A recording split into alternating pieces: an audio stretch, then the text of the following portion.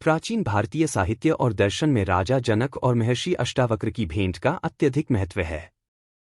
यह घटना केवल एक धार्मिक संवाद नहीं, बल्कि एक गहरी जीवन दृष्टि की शिक्षा देने वाली है, जो आज भी हमारे जीवन में प्रासंगिक है। राजा जनक, जो स्वयं एक महान योगी और ज्ञानी थे, ने महर्षि अष्टावक्र से आत्मज्ञान की प्राप्ति के लिए कुछ महत्वपूर्ण शिक्षाएं प्राप्त की। इस अद्वितीय घटना में राजा जनक ने अपने दरबार में एक दिव्य साधक को आमंत्रित किया, जो न केवल शारीरिक रूप से विशेष था, बल्कि मानसिक और आत्मिक दृष्टि से भी अद्वितीय था। यही महर्षि अष्टावक्र थे। उनकी इस भेंट में बहुत गहरे सत्य और जीवन के उद्देश्य की बातें छुपी हुई हैं, जिन्हें समझना आज भी हमें बहुत कुछ सिखाता है। राजा जनक मिथिला के सम्राट थे, जिनका राज्य सुव्यवस्थित और शांति प्रिय था। राजा जनक का दरबार न केवल प्रशासनिक मामलों में माहिर था, बल्कि यह ज्ञान और योग का भी केंद्र था। राजा जनक खुद एक विद्वान और ज्ञान के प्रेमी थे, जिन्होंने अनेक महान ऋषिमुनियों को अपने दरबार में आमंत्रित किया था। उनका मानना था कि असली शांति केवल ज्ञान और आत्मा के सत्य को पहचानने से ही मिल सकती है। वे हर दिन अपने जीवन के उद्देश्य और आत्मज्ञान के बारे में सोचते रहते थे। अष्टावक्र का जन्म एक विशेष स्थिति में हुआ था। उनके शरीर में 8 विकृतियां थीं, जो उन्हें बचपन में ही दिखाई देने लगीं, और इसलिए उनका नाम अष्टावक्र पड़ा। लेकिन इन विकृतियों के बावजूद अष्टावक्र का मानसिक और आत्मिक रूप पूर्ण रूप से निर्दोष और दिव्य था। उनका ज्ञान अत्यंत गहरा था और उन्होंने जीवन के उद्देश्य को समझने में विशेष योग्यता हासिल की थी। राजा जनक ने महर्षि अष्टावक्र को अपने दरबार में आमंत्रित किया, और वे बड़ी उम्मीदों और उत्सुकता से उनका स्वागत करने के लिए तैयार थे। जब अष्टावक्र दरबार में पहुंचे, तो राजा जनक सहित सभा में उपस्थित सभी लोग उनके शरीर की विकृतियों को देखकर चकित थे। अष्टावक्र का रूप शारीरिक दृष्टि से भले ही विचित्र था, लेकिन उनके आत्मविश्वास और शांति ने सबको चुपचाप अपनी ओर खींच लिया। उनका व्यक्तित्व अत्यंत आकर्षक और दिव्य था।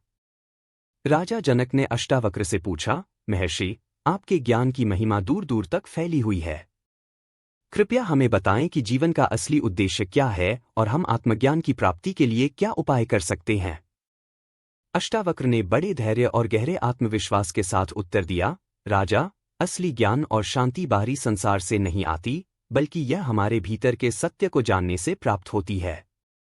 जीवन का उद्देश्य केवल भौतिक सुख संसार नहीं है, बल्कि यह आत्मा का साक्षात्कार और ब्रह्मा का अनुभव है।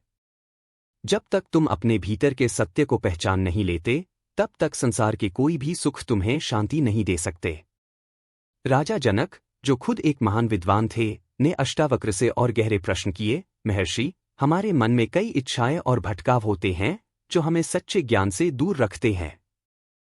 हम कैसे अपने मन और इंद्रियों को नियंत्रित कर सकते हैं, ताकि हम आत्मज्ञान प्राप्त कर सकें? अष्टावक्र ने उत्तर दिया, तुम्हें अपने मन की चंचलता और इंद्रियों के वश में होने से मुक्त होना होगा। जब तुम अपने भीतर के दिव्य सत्य को पहचानोगे, तो सारी इच्छाएं और भ्रम स्वतः समाप्त हो जाएंगी।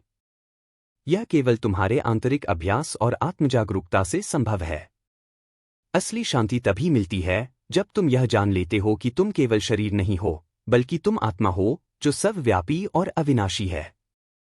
राजा जनक ने अष्टावक्र के शब्दों को गहरे आत्मचिंतन के साथ सुना। उनके भीतर एक अद्भुत परिवर्तन की प्रक्रिया शुरू हुई। राजा जनक को समझ में आ गया कि उनकी पूरी पहचान केवल भौतिक चीजों से जुड़ी हुई थी, और यही भ्रम उनका मार्गदर्शन कर रहा था। उन्होंने महसूस किया कि असली शांति तब प्राप्त होती है, जब हम अपने भीतर के दिव्य सत्य को पहचानते हैं।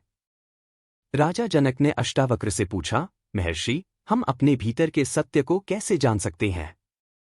क्या कोई ऐसा साधन है जिससे हम अपनी आत्मा की पहचान कर सकें? अष्टावक्र ने उत्तर दिया, यह साधन कोई बाहरी चीज नहीं है। यह एक आंतरिक प्रक्रिया है, जो तुम्हें अपने भीतर की चुप और मौन अवस्था से मिलती है। जब तुम अपने मन और इंद्रियों से परे जाकर आत्मा के साक्षात्कार के लिए ध्यान लगाओगे, तो तुम्हें असली ज्ञान और शांति की प्राप्ति होगी। इसी समय, जब राजा जनक और अष्टावक्र की गहरी चर्चा चल रही थी, अचानक एक छोटा बच्चा दरबार में आया। वह बच्चा न तो किसी महात्मा के रूप में था, न किसी योगी के रूप में, लेकिन उसकी उपस्थिति से पूरे दरबार में एक अद्भुत शांति का एहसास हुआ। उसने सबको एक क्षण के लिए अपनी ओर आकर्षित किया। बच्चे ने देखा कि दरबार में उपस्थित लोग सभी किसी न किसी विचारों या चिंताओं में उलझे हुए हैं।